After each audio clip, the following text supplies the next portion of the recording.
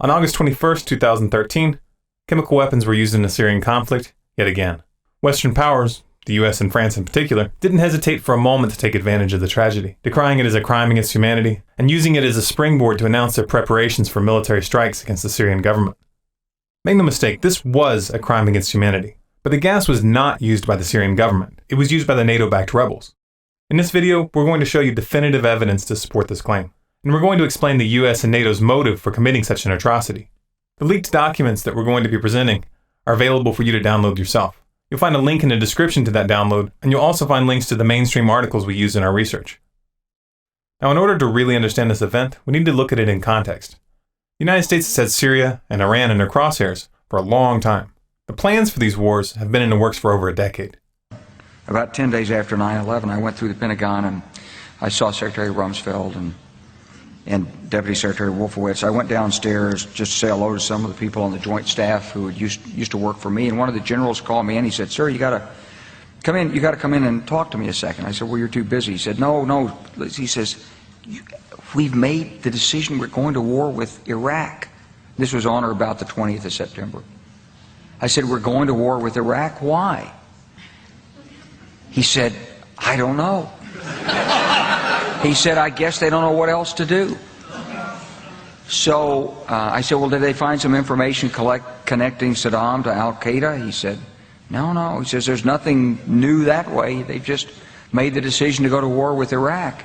He said, "I guess it's like we don't know what to do about terrorists, but we've got a good military and we can take down governments." And he said, "I guess if the only tool you have is a hammer, every problem has to look like a nail." So I came back to see him a few weeks later, and by that time we were bombing in Afghanistan. I said, "Are we still going to war with Iraq?" And he said, "Oh, it's worse than that." He said, he reached over on his desk, he picked up a piece of paper, and he said, I just got this down from upstairs," meaning the Secretary of Defense's office today, and he said, "This is a memo that describes how we're going to take out 7 countries in 5 years, starting with Iraq and then Syria, Lebanon, Libya, Somalia, Sudan, and finishing off Iran." The US government doesn't like to present its wars as empire building. They prefer to paint themselves as defenders of democracy and human rights. To accomplish this little public relations sleight of hand, they've proven time and time again that they're willing to flat out make stuff up, and they're willing to kill thousands of people to advance their political objectives. We saw a blatant example of this in the Iraq War, where they tried accusing Saddam of still harboring the chemical weapons that the US had provided him in his war against Iran. Even back in the 80s, the US was trying to take out the Iranians. They didn't like the fact that their puppet, the Shah, had been ousted in 1979. And as Wesley Clark pointed out, the end game is still Iran. For a long time, they tried going after Iran directly by accusing them of building nuclear weapons. But this line of worn-out propaganda fell apart when elements within the CIA and Mossad came forward stating that there was no evidence that Iran even intended to build such a weapon. You can only cry wolf so many times before people start rolling their eyes. So these chicken hawk neocons switched their strategy and decided to go after Syria to get to Iran. They know that Syria and Iran have a mutual defense agreement, and if NATO forces enter Syria, Iran will be drawn into the fight. Rather than attacking Syria directly, the US and NATO have been running a proxy war by arming and funding the Syrian rebels, also known as the FSA, funneling these resources through their allies in the region. To obscure the source of this support, Qatar has been used to purchase the weapons from countries like Sudan, then route them to Syria via Turkey. Qatar is a close military ally of the US. They provided tank support in the Gulf War of '91, and Qatar served as a U.S. Central Command headquarters during the U.S. invasion of Iraq in 2003. Fast forward to January of 2013 when it was revealed that emails and a large quantity of sensitive documents from Brenham Defense, a UK-based military contractor, were leaked by a hacker. These documents exposed a proposal coming from Qatar to launch false flag chemical weapons attacks in Syria and blame it on the Syrian government. According to the documents, the plan had the full support of Washington, and enormous sums of money had been offered for the project. The person sending these emails was David Goulding, the managing director of Brenham. The addressee was Philip Doughty, dynamic director and founder of Brenham Defense. By accessing the servers, the hacker was able to obtain the scans of Doughty's passport, resume, as well as the passports of the Ukrainian operatives that the email suggested should be used to carry out the attack. The leak also included hundreds of other documents containing detailed financial and operational information for Brenham Defense, including scores of signed contracts, weekly assessments, and incident reports for projects in multiple countries. Among these were details regarding a contract with Saudi Arabia to help prepare their forces for war with Iran. The leaks also depicted a tight business relationship with the infamous war profiteer, Halliburton. The documents acquired by this hacker were not easy to come by. Most of the places where they were uploaded were taken down very quickly without explanation. However, we did manage to get the files, and we've spent quite a bit of time analyzing them. After investing this time, it's very clear to us that they're real. But don't take my word for it. Just take a look in the description for the download link and go verify for yourself. This leak was never mentioned by the mainstream media at all in the United States or Europe. And there was no investigation whatsoever, even though what was being discussed here was clearly plans to commit a war crime. 3 months passed, and on March 19th, sarin gas was used in Syria near Aleppo. Israel and the US promptly blamed the Syrian government for the attacks, even though many of those who were killed were Syrian government soldiers.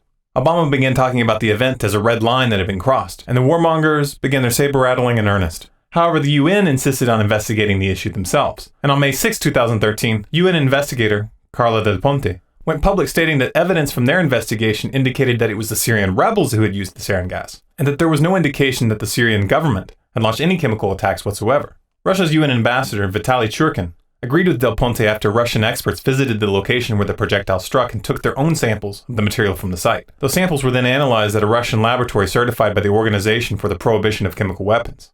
According to the lab results, they found that the presence of hexogen, utilized as an opening charge, and which is not used in standard chemical munitions, pointed to the attack being launched by the rebels. Rather than cover this development, the mainstream media did what they always do when they don't want the public to look at something. They simply changed the subject.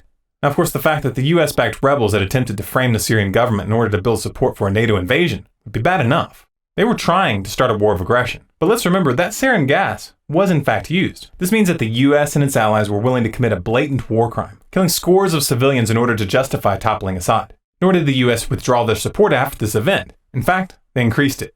In July, the US began openly discussing, quote, kinetic strikes against Syria, as if their lies hadn't been exposed. This, of course, brings us to the attack on August 21st, 2013, where they attempted once again to frame the Syrian government for the use of sarin gas, and once again, they got caught.